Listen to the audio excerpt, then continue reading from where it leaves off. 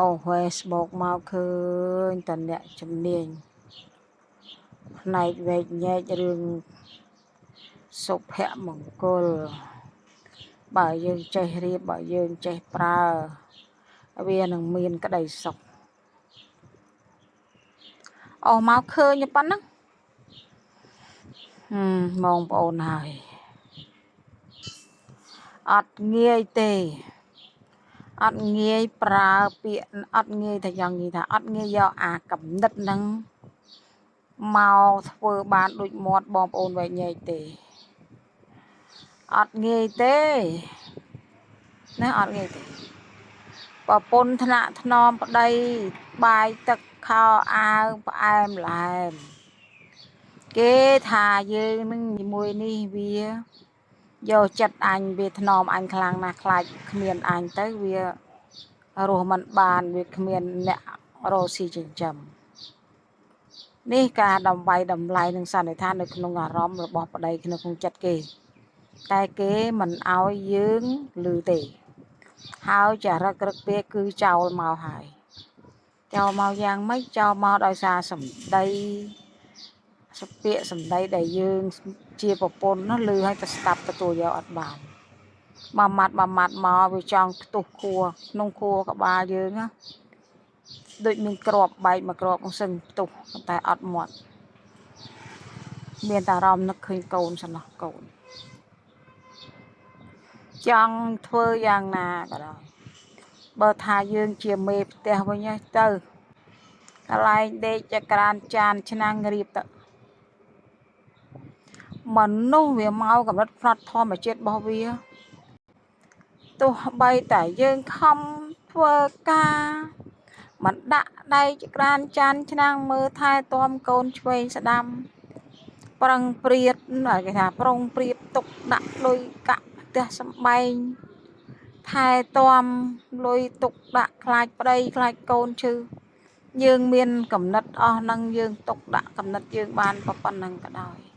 តែបើសន្តាននឹងសន្តានរបស់ប្តីឬក៏មនុស្សប្រុសនឹងវាខ្មៅវានៅតែខ្មៅអញ្ចឹងវាអាក្រក់វានៅតែអាក្រក់អញ្ចឹងវាមិនអោយតម្លៃប្រពន្ធទេវាមិនអោយតម្លៃប្រពន្ធទេវាមិនតម្លៃយើងមនុស្សស្រីទេខ្ញុំឆ្អែតហើយបងប្អូនបែបភេទឆ្អែតហើយនិយាយត្រង់ហត់ណាស់សុកចិត្តហត់ខ្លួនឯងប្រើប្តីទៅការងារម៉ោង3ហើយតោះតែយកអានេះតែយកអានោះទាំងអស់គ្នាខ្ញុំក៏ទៅគាត់ក៏ទៅដែរគាត់ថាគាត់មិនទៅទេទៅធ្វើអីបានទៅតែគាត់មិនទៅទេក្តៅគេមិនទៅយើងទៅគ្រប់យ៉ាងយើងត្រូវខំធ្វើខំប្រតិបត្តិទាំងអស់សូម្បីតែពេលឆ្លោះទោះតែងគ្នាបណ្ដាហ៊ានជេរម្ដាយគេមួយម៉ាត់ទេកូន3នាក់ឥឡូវកូនអាយុ30ម៉ែវាអត់ដែលជេរទេខឹងយ៉ាងណាក៏ដោយកាន់បានណារឿងជេរគេជេរម៉ាយជេរពូជគេកាន់បានមែនមិនដូចអ្នកខ្លះមានកូនមានអាយ៉ាមានអាយាយមានចៅខ្ចីទេខ្ញុំអត់ទេបងប្អូនកាន់ឲ្យបានពេលរដូវចូលឆ្នាំថ្មីខែថ្មីយើងទិញនំចំណីទៅជូនម៉ែក្មេកឲ្យក្មេកបបួលប្តីទៅឲ្យបានទាំងអស់គ្នាតែសម្រាប់ខាងគេក៏សម្រាប់ខាងគាត់ដែលជាប្តីនេះគឺគាត់មិនរវល់ទេគាត់ថាអញរវល់ទេគាត់និយាយចឹងណាប៉ុន្តែចិត្តខ្ញុំគាត់ទៅឬមិនទៅជារឿងរបស់គាត់ក្នុងនាមខ្ញុំជាកូនប្រសាខ្ញុំត្រូវតែធ្វើកតបកិច្ចអស់ហ្នឹងណាយើងបំពេញជាកូនប្រសាគ្រប់យ៉ាងដែលខ្ញុំធ្វើដើម្បីបង្ហាញឲ្យប្តីខ្ញុំឃើញទឹកចិត្តខ្ញុំ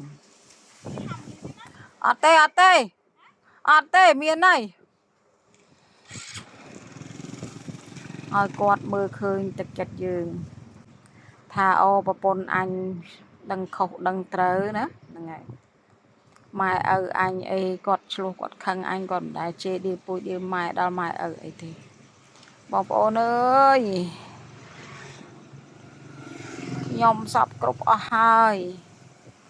ការងារចាត់ចែងធ្វើផ្ទះធ្វើសម្បែងទិញផ្ទងទិញផ្លានជាងរៀងគូសប្លង់អីយកជាងរៀងកម្ពស់ប្រមាណកន្លងប្រមាណ ត្រង់ទ្រាយ1ម៉ែត្រទៅតឹងផ្ទះបដោយប្រមាណអីខ្ញុំដាក់ឲ្យសមលើសមក្រាប់ឲ្យខ្ញុំសពគ្រប់បដីខ្ញុំលឹះមនុស្សស្រីគាត់មិនដឹងហើយខ្ញុំសុំអីពីគាត់ឲ្យដឹងមកខ្ញុំសុំតែមកសុខសុំតែសម្ដីគាត់ដល់ពេលគាត់និយាយមករកខ្ញុំឲ្យពីរោះបន្តិចឲ្យខ្ញុំបានទទួលយកទៅបានហើយតែប៉ុណ្្នឹងបានហើយកូនខ្ញុំប្រឹងរោស៊ីខ្ញុំឈរអ៊ុតសក់ត្រង់វល្ងិចហើយខ្ញុំពុលអាឆ្នាំនឹងជាតិអាម៉ូញ៉ាប៉ះពាល់កាពះពោះវៀនខ្ញុំទៀតខ្ញុំញ័រដៃញ័រជើងទាញសឹងនឹងកាប់មុខនៅនឹងកៅអីក៏ខ្ញុំអត់ទម្លាក់ម៉ាស៊ីនគៀបចោលហើយខ្ញុំប្រឹងឈរយកលុយគេតលបានពីព្រោះកូនខ្ញុំនៅទូចជំទង់ត្រូវការលុយទៅសាលាត្រូវការលុយហូបគ្រប់គ្រាន់សួរថាបានសុកអត់បានសុកទេគ្មានទេมันបានសុកតតែសោះมันបានមានគុណសម្បត្តិអីល្អมันមានពាក្យប្រសើរអីសោះនេះខ្ញុំប្រាប់អញ្ចឹងបានជាខ្ញុំឥឡូវនេះកូនខ្ញុំធំអស់ខ្ញុំគុំឲ្យតែកូនខ្ញុំធំអស់ខ្ញុំឈប់ខ្ញុំកាត់ផ្ដាច់ការលំបាកទាំងនឹងចោលឲ្យឥឡូវនៅរៀងខ្លួននៅដីខ្ញុំអត់ដល់មានជ័យសមត្ថភាពរកលុយបានទិញដីនៅឯណាខ្ញុំខ្ចីលុយធនាគារ7000ទិញដីនោះធ្វើផ្ទះមកសុំជាខ្ញុំវិញឈប់ប្រេះផ្ដាស់មកมันមានកែទេឆ្កែកតុយគ្មាននៅតែគ្មានបានមកសន្យាបានតែមកនិយាយទៅបានតែមកនេះទេបោកយើងនិយាយមួយម៉ាត់គឺបោកយើងធ្វើឲ្យយើងប្រមឲ្យមកវិញតែប៉ុណ្ណាខ្ញុំបងប្អូនហើយខ្ញុំឮពាក្យថាស្វាមីប្រពន្ធត្រូវចេះទៅវាមានសុភមង្គលអីអើយហត់ណាស់ខ្ញុំឮពាក្យហ្នឹងមកខ្ញុំហត់ខ្ញុំធ្លាប់ស្រឡាញ់ប្តីខ្ញុំខឹងយ៉ាងណាខ្ញុំត្រូវតែធ្វើបាយធ្វើទឹកខ្ញុំធ្លាប់តែធ្វើបាយធ្វើទឹកឲ្យបានត្រឹមត្រូវឲ្យគាត់ហូបមិនដែលចោលឆ្នាំងបាយទេខឹងយ៉ាងណាក៏ដោយតែដល់ឲ្យវា30ឆ្នាំមកហើយមើលទៅអត់កែសោះខ្ញុំអត់លក់ខ្ញុំមិនលក់ដល់ម៉ោងដាំបាយក៏ខ្ញុំមិនដាំដល់ម៉ោងធ្វើខ្ញុំមិនធ្វើខ្ញុំផ្ទះ2កន្លែងខ្ញុំរត់មកនៅបន្ទាយមានជ័យនៅម្នាក់ឯងទៅនោះទៅវាខ្ញុំមើលទៅវាអត់មានតម្លៃខ្ជិលហត់ដើរចេញយកជីវិតមករកក្តីសុខខ្លះនៅត្រុកដូចឆ្កែបង្រើគេអាផ្ទះឯងដីឯងខ្លួនឯងនៅតែនៅមិនកើតនៅអត់សប្បាយចិត្តនៅគេមើលងាយទៀតនោះដីខ្ញុំទិញ7000ខ្ញុំសងធនាគារពីអ្នកម៉ែកូនខ្ញុំធ្វើផ្ទះរៀបរយឲ្យស្រស់ស្រាច់ហើយខ្ញុំគាត់ទៅរត់ចោលខ្ញុំដល់ពេលចាក់ច្រកមកសុំចូលវិញខ្ញុំឲ្យនៅថាត្រូវគ្នាដល់ពេលមកនៅបាន5 6ខែដែលគេថាឆ្កែក៏ទៅគ្មាននៅតែគ្មានបានត្រឹមហត់ទេស្វាណាបងប្អូនអើយរឿងអីដែលយើងត្រូវកាត់ចោល